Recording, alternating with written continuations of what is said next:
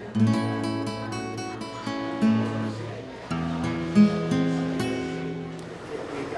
and welcome to Business Mondays at the Urban Farmhouse. I'm Renee Fisher with VACO, and I have with us here today Krissy Gathright with the Apple REIT companies. So thank you, Krissy, for being here today. Thanks, Renee. Well, we have our topic today on real estate, and more particularly real estate in Central Virginia. So maybe, Krissy, we took a little slant with your company on more hospitality and developer, a little bit of both, possibly. So tell us about Apple REIT companies and what the whole concept is behind it. Okay, well, Apple REIT companies, we've been in business since 1999, since we started our first REIT, which was Apple Suites. And you are correct, it is an interesting little slant because we're actually real estate with a mix of operations because we're in hospitality. And we operate right here in downtown. We have 291 hotels. They're all Hilton and Marriot, so we're franchisees. We pay fees to Hilton and Marriott to use their name, and then we pay management companies to run the hotels for us. And we actually own the Richmond Marriott in downtown Richmond, as well as we own a Spring Hill Suites in the Gaskins and Broad area. Okay, great. Yeah. Well, that's actually a lead-in to my next question. I was going to ask what properties you have here in Richmond.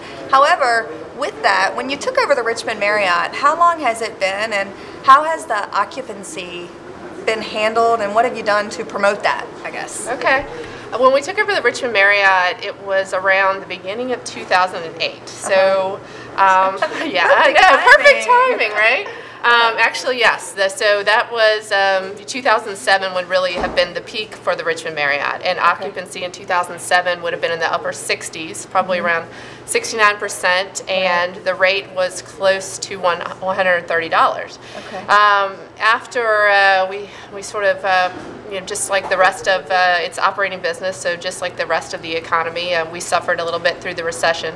So occupancy dropped. The interesting thing about Richmond, though, is that rate has remained pretty stable, but occupancy did go down into the lower 60s, and most recently, actually, the hotel also needed a little bit of tender loving care, so we put some money back into the hotel. That's part of what we do is, we buy the hotel, then we reposition it, and in this particular case, we put quite a bit of money into renovating the hotel, and subsequently, that if you look at occupancy numbers last year, we were around 66% occupancy, and so hopefully we'll be able to continue to grow that as the economy continues to improve. And to your second question, one of the things that we do is we work with the management company and the individual markets to try to find ways to stimulate the economy.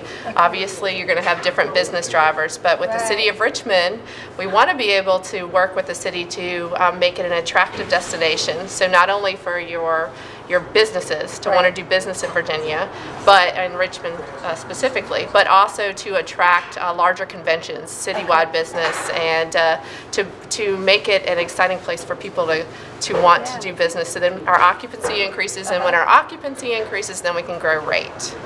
So in part of doing that, we are developing actually near here. It's right down the street. Right down the street.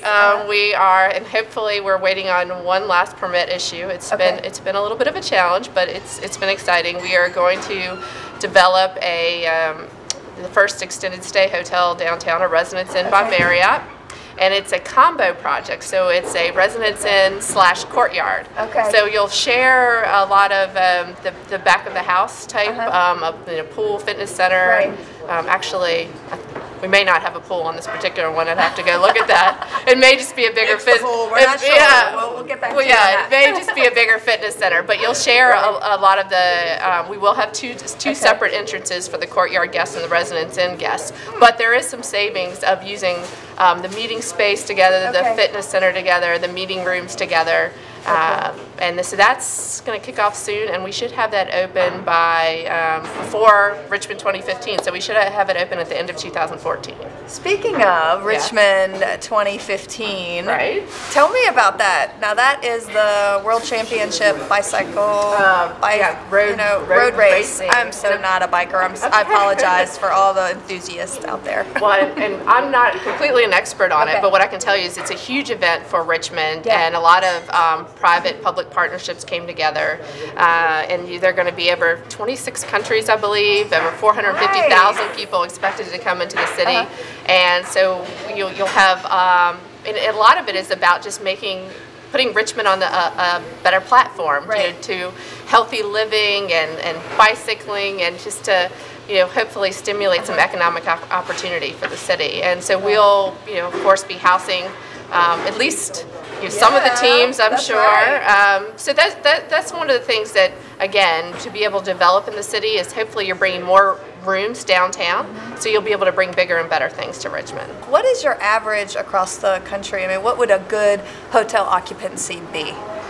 If you look at the industry occupancy, the industry hotel occupancy still is in the lower 60s, and the industry average rate is just above $100. But for us, we have primarily, let's say, select service hotels. So Courtyards, Hampton Inns, Hilton Garden Inns,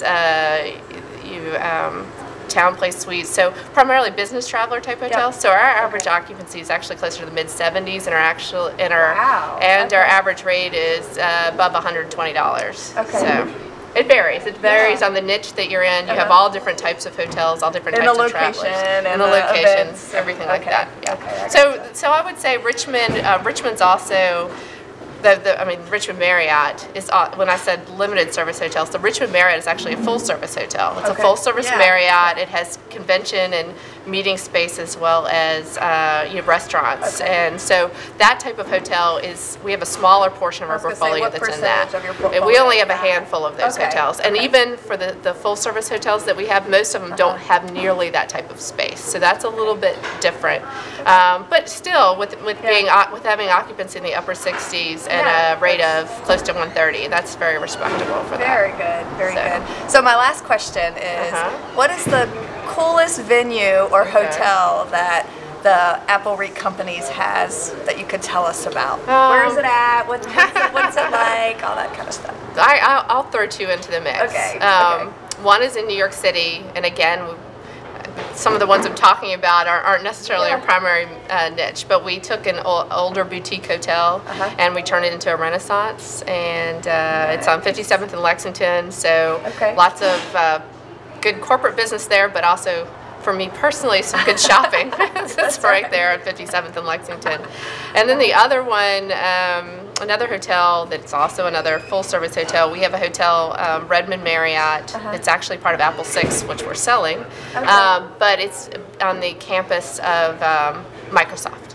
And we did this innovative partnership with Marriott to try to attract more of innovative, hipper crowd? Well, I guess you could say that. I mean, yes, we redid, when we redid the meeting space, we did a partnership with WorkSpring, Steelcase and Marriott. So the meeting space, instead of having your tables and everybody sit across from each other in a very rigid environment, it's flexible, it's collaborative, there's healthy food included, and so trying to move a little bit more to that Gen X, Gen Y.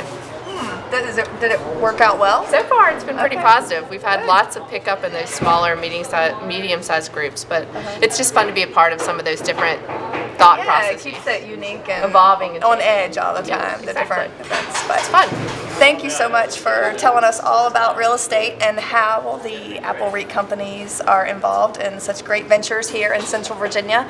This is Krissy Gathright, the Chief Operating Officer of Apple REIT companies, and we appreciate you being here today. I appreciate it. Yep. Thank you. And thank you to everyone here watching. Thank you to the Urban Farmhouse and VCU Brand Center for having us here today. This is Renee Fisher with VACO signing off with the Business Mondays at the Urban Farmhouse.